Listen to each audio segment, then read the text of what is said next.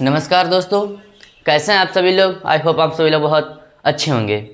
आइए दोस्तों, मैं आप सभी का अपने यूट्यूब चैनल अजय 10+2 पर हार्दिक स्वागत करता हूं।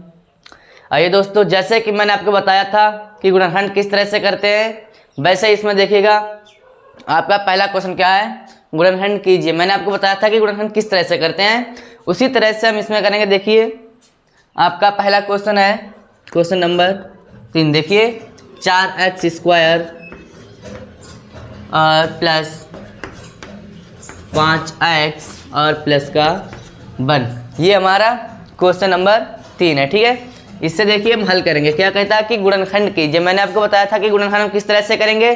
तो देखिए मैंने आपको बताया था कि गुणनखंड के लिए हम पहले ये वाला गुणांक देखेंगे, x² का कितना है, 4 है, और x² का गुणांक 4 है। ठीक है, और यहाँ पर जो अचर पद है वो कितना है, 1। इन दोनों की हम गुणा कर लेंगे, बराबर कितना आ जाएगा, 4 आ जाएगा। अब देखिए 4 के हमें इस तरह से गुणनखंड करने हैं कि ये वाला निशान देखेंगे, क्या है, प्लस का। तो 4 के हमें इस तरह से गुणनखंड करने हैं कि जोड़ने पर 5 प्राप्त हो। 4 के हमें इस तरह से गुणनखंड करने हैं कि जोड़ने पर 5 प्राप्त हो। तो देखिए क्या हो जाएंगे, 4 के हम गुणनखंड करेंगे, 4 और 1 हो जाएंगे। देखिए 4 की गुणा 1 से करेंगे बराबर 4 आ जाएगा, और 4 में जब 1 जोड़ेंगे तब 5 प्राप्त हो जाएगा। ठीक है, तो इसके गुणनखंड यही हो जाएंगे। तो देखिए यहाँ पर क्या, 4x² प्लस x, ये x वाला पद बाहर ले लेते हैं। ठीक है, अब ये वाले पद देखें, 4 और प्लस 1 और प्लस का ये वाला 1। ठीक है, अब देखिए यहाँ पर जब 4 और 1 जोड़ेंगे यहाँ पर 5 हो जाएंगे और x की गुणा हो जाएगी। ठीक है, देखिए 4x² प्लस, अब x की गुणा हम 4 से करेंगे, कितना आ जाएगा, 4x। अब प्लस और प्लस की गुणा करेंगे, प्लस ही रहेगी तो प्लस। अब x की गुणा 1 से करेंगे तो x ही रहेगा। ठीक है, और प्लस ये वाला।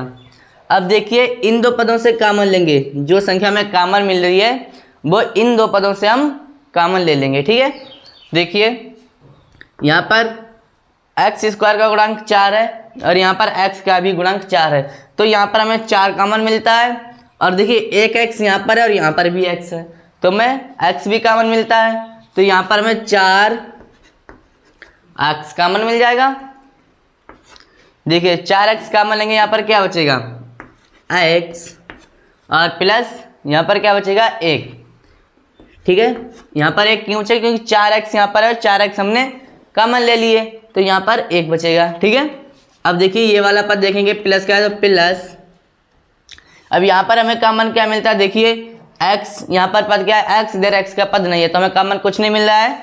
जब कुछ नहीं मिलता तो 1 कॉमन ले लेते हैं। ठीक है, x प्लस 1। अब देखिए हमें दोनों ब्रैकेटें सेम प्राप्त हो गई हैं। ये दोनों ब्रैकेटें जो सेम है इनके लिए हम एक बार लिख लेंगे। ठीक है, x प्लस 1, और जो बचे हुए पद हैं इनके लिए भी हम यहाँ पर रखेंगे 4x और प्लस का 1। ठीक है, हमारी दो ब्रैकेटें ये हमें प्राप्त हुई है, तो यही हमारे गुणनखंड होंगे। ठीक है, गुणनखंड कीजिए कहता है। गुणनखंड का मतलब होता है कि जो हमारे ये गुणनखंड जो आए हुए, अगर हम इनकी गुणा करेंगे, इस तरह से गुणा करेंगे, तो हमें फिर यही चीज़ प्राप्त हो जाएगी जो हमें सवाल में दे रखी है। ठीक है, तो गुणनखंड का मतलब यही होता है कि जो पद आए उनका गुणनखंड, उनका अगर हम गुणनफल करें तो वही चीज़ हमें प्राप्त हो जाए। ठीक है, तो यही हमारा आंसर हो जाएगा। ठीक है, यही हमारे गुणनखंड हो जाएंगे। इसी प्रकार देखिए क्वेश्चन नंबर 4, देखिए चौथा क्वेश्चन है,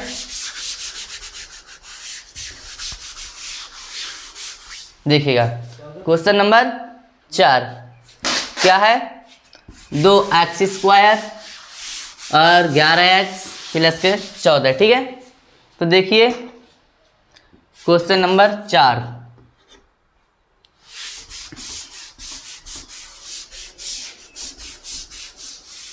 देखिएगा क्या है, 2x², तो 2x²। ठीक है, प्लस फिर क्या है, 11x, तो 11x, और फिर क्या है, प्लस के 14, तो प्लस के 14। ठीक है, अब देखिए इसके हमें क्या गुणनखंड करना है, तुमने आपको बताया था पहले एक्स स्क्वायर का गुणांक देखेंगे। क्या है, एक्स स्क्वायर का गुणांक यहाँ पर क्या है 2, और यहाँ पर जो अचर पद है वो क्या है 14।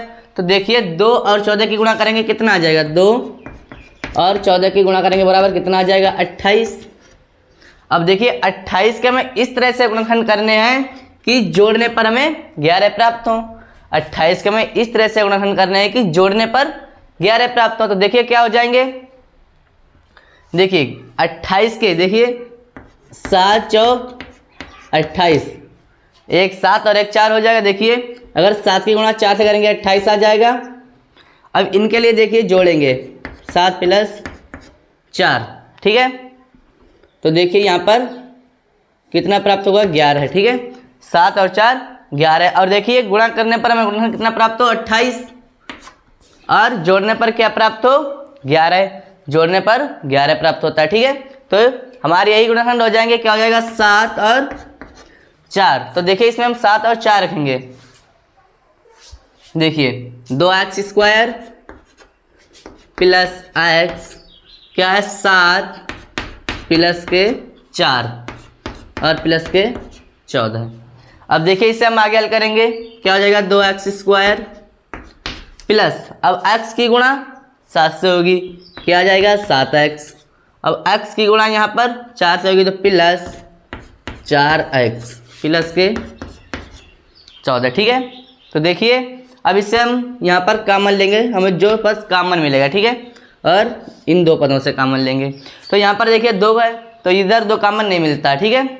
और यहाँ पर एक्स स्क्वायर है और यहाँ पर x, तो हमें x कॉमन मिलता है। तो देखिए x कॉमन ले लेंगे, देखिए x कॉमन ले लेंगे, क्या बचेगा 2x प्लस, यहाँ से हमने x कॉमन ले लिया तो क्या बचेगा यहाँ पर 7, ठीक है। अब यहाँ पर देखिए प्लस, यहाँ पर हमें क्या चीज़ कॉमन मिलती है, देखिए यहाँ पर 4 ने 14, यहाँ पर देखिए, ठीक है। अब यहाँ पर देखिए हमें क्या चीज़ कॉमन मिलती है 2x, यहाँ से हम ले सकते हैं कि 2 ले सकते हैं, तो इधर भी 2 मिल जाएंगे, ठीक है। और यहाँ पर x से इधर x कॉमन नहीं मिलेगा, तो यहाँ पर हम 2 ले सकते हैं कॉमन, 2 कॉमन, ठीक है।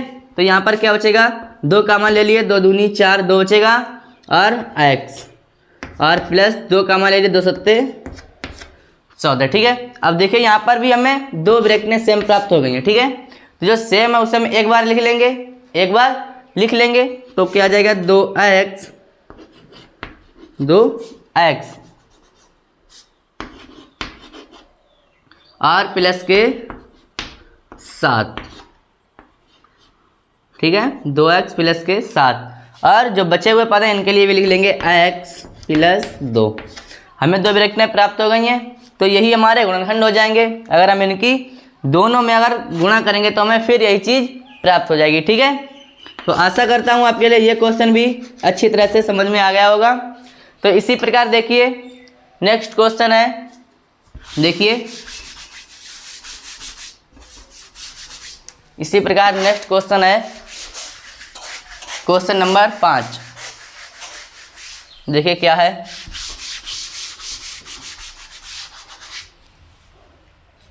देखिए क्वेश्चन नंबर 5, ठीक है।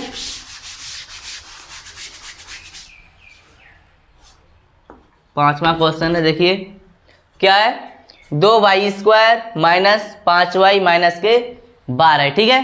तो देखिए 2y स्क्वायर माइनस के 5y और क्या है माइनस के 12, ठीक है। तो देखिए हमें इसके क्या करना है गुणनखंड ज्ञात करना है, ठीक है। गुणनखंड ज्ञात करेंगे तो किस तरह से करेंगे मैंने आपको बताया, पहले y स्क्वायर का गुणांक देखते हैं क्या है 2। देखिए y स्क्वायर का गुणांक कितना है 2, ठीक है। और यहाँ पर जो अचर पद है वो कितना है 12, तो गुणे 12 बराबर कितना आ जाएगा 2, और 12 की गुणा करेंगे 12 दूनी 24 आ जाएगा। अब यहाँ पर देखिए 24 के हमें इस तरह से गुणनखंड कर रहे हैं, यहाँ पर देखिए क्या है माइनस का निशान है, ठीक है। तो यहाँ पर देखिए 24 के हमें इस तरह से गुणनखंड करने हैं कि घटाने पर 5 प्राप्त हो, घटाने पर 5 प्राप्त हो। देखिए 24 का हमें गुणनखंड करना है, ठीक है। तो देखिए एक तो 6 चौक 24 होता है, 6 चौक 24, अगर हम 6 की गुणा 4 से करेंगे तो हमें 24 प्राप्त हो जाएगा, लेकिन यहाँ पर देखिए क्या कहता है, घटाने पर 5 प्राप्त हो। जब हम 6 में से अगर 4 को घटाएंगे बराबर कितना प्राप्त होगा, 2 प्राप्त होगा। तो ये गुणनखंड हमारे नहीं हो सकते हैं। तो देखिए दूसरे गुणनखंड क्या ले लेंगे, 24 के 8 और 3 ले लेते हैं। देखिए 8 और 3, ठीक है। अब देखिए इनकी अगर हम गुणा करेंगे तो कितना प्राप्त होगा, 8 तियाँ 24। और देखिए 8 से अगर हम 3 घटाएंगे कितना प्राप्त होगा, 5। तो देखिए गुणनफल कितना है, 12 दूनी 24 और घटाने पर कितना प्राप्त होता है, 5। तो हमारी यही गुणनखंड सही है। तो इन्हीं के लिए देखिए हम रखेंगे 2y² माइनस बाई, और ब्रैकेट में क्या रखेंगे, 8 माइनस 3, जिससे कि हमें 8 से अगर 3 घटाएंगे तो 5 प्राप्त हो जाए, ठीक है। माइनस के 12।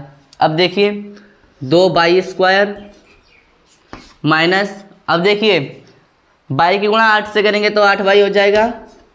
और यहाँ पर देखिए ध्यान से देखिए, यहाँ पर भी माइनस है और यहाँ पर भी माइनस है। तो माइनस की गुणा जब माइनस से करेंगे क्या प्राप्त हो जाएगा, प्लस। अगर हम सेम चिन्हों से और गुणा करेंगे तो प्लस प्राप्त होगा, तो प्लस। और बाई की गुणा 3 से करेंगे तो 3y, ठीक है।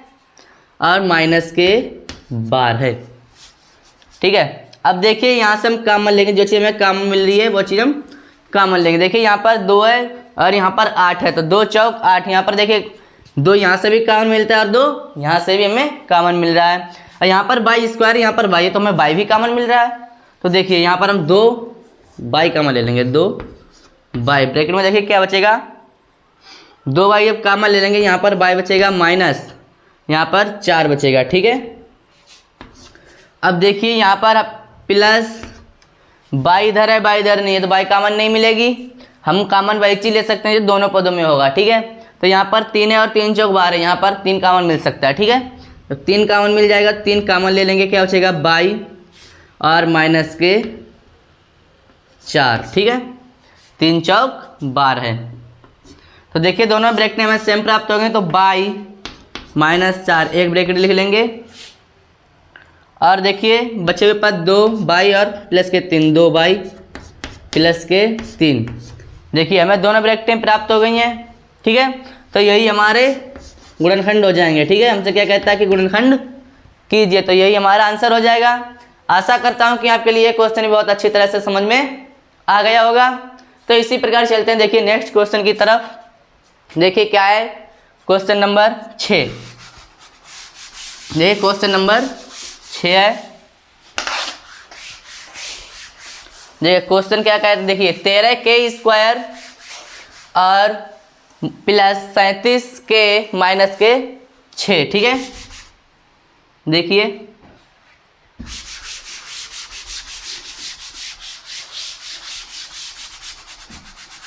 क्वेश्चन नंबर 6, देखिए 6 क्वेश्चन नंबर 6 क्या है, 13k²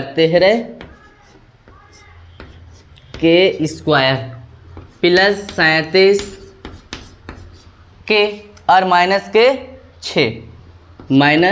6। अब यहाँ पर ध्यान से देखिएगा, हमें क्या चीज़ ज्ञात करें। देखिए 13, यहाँ पर k² का गुणांक कितना है, 13, और जो अचर पद है वो कितना है, 6।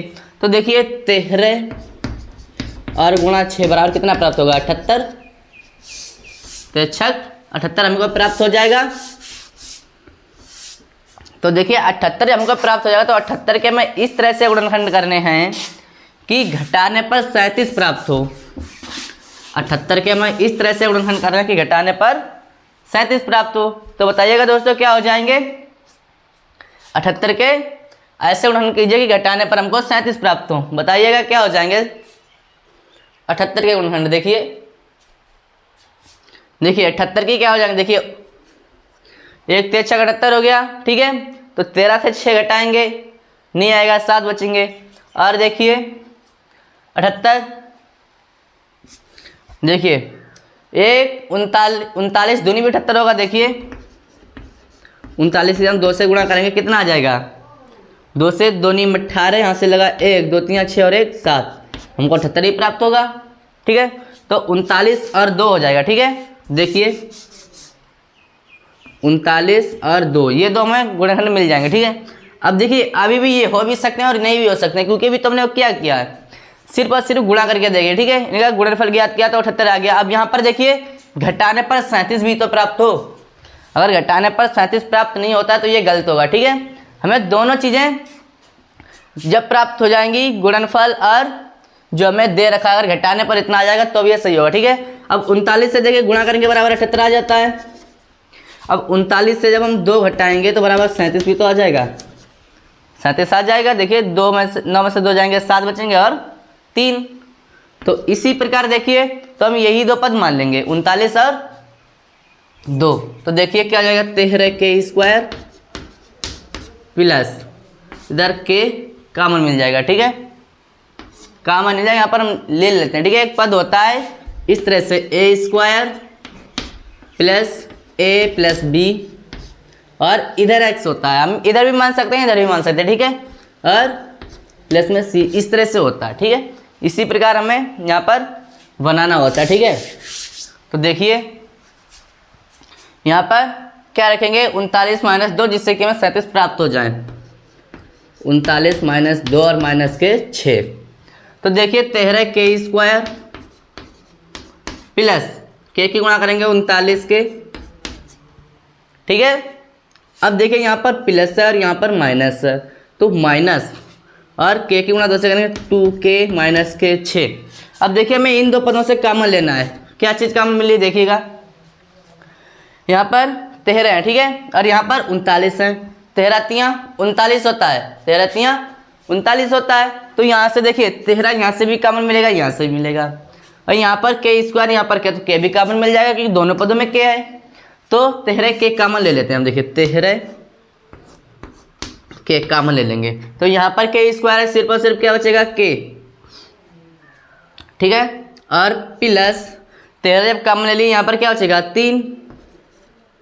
ठीक है, 13 39 और k हमने कॉमन ले लिया। ठीक है, माइनस, अब यहाँ पर देखिए क्या कॉमन मिलता है, 2 और 2 तियाँ 6, तो यहाँ पर 2 कॉमन मिल जाएगा। k इधर है, k इधर नहीं है, तो k कॉमन हम नहीं ले सकते, हम वही चीज़ कॉमन ले सकते हैं दोनों पदों में हमें हो, दोनों पदों में जो हमें पद प्राप्त होगा वही चीज़ हम कॉमन ले सकते हो। देखिए यहाँ पर 2 कॉमन मिल जाएगा, 2 कॉमन ले लेंगे। ठीक है, 2 कॉमन ले लेंगे। अब देखिए क्या बचेगा k। अब यहाँ पर जब हम माइनस का अगर चिन्ह अगर हम कॉमन लेते हैं तो जो अंदर जो आते हैं ब्रैकेट में जो हम आगे लिखते हैं वो चिन्ह चेंज हो जाते हैं। ठीक है, तो यहाँ पर देखिए माइनस से प्लस हो जाएगा और 2 तियाँ 6। ठीक है, अब देखिए हमें 2 ब्रैकेट में सेम प्राप्त हो गए, देखिए तो एक जगह लिख लेंगे k प्लस 3। ठीक है, और ये वाली भी लिख लेंगे 13k माइनस के 2। हमारे लिए देखो 2 ब्रैकेट में प्राप्त होंगे, तो यही हमारे गुणनखंड हो जाएंगे। ठीक है, गुणनखंड कीजिए कहता है। ठीक है, गुणनखंड का मतलब यही होता है कि हमें 2 पद या 3 पद जितने भी गुणनखंड हो सकते हैं उतने में पद प्राप्त हों और उनकी जब हम गुणा करें तो हमें फिर यही चीज़ प्राप्त हो जाए। ठीक है, तो अगर हम इन दोनों पदों की अगर गुणा करेंगे तो हमें फिर यही चीज़ प्राप्त हो जाएगी। ठीक है, तो यही हमारा आंसर हो जाएगा। आशा करता हूँ कि आपके लिए क्वेश्चन बहुत अच्छी तरह से समझ में आ गया होगा। जब आपको ये अच्छी तरह से समझ में आ गया है तो वीडियो को लाइक कीजिए और सब्सक्राइब कीजिए, अपने दोस्तों के साथ शेयर भी कीजिए। ठीक है दोस्तों, अगर आपको इस वीडियो में कुछ डाउट है तो कमेंट में लिखकर जरूर बताइएगा। ठीक है दोस्तों, धन्यवाद।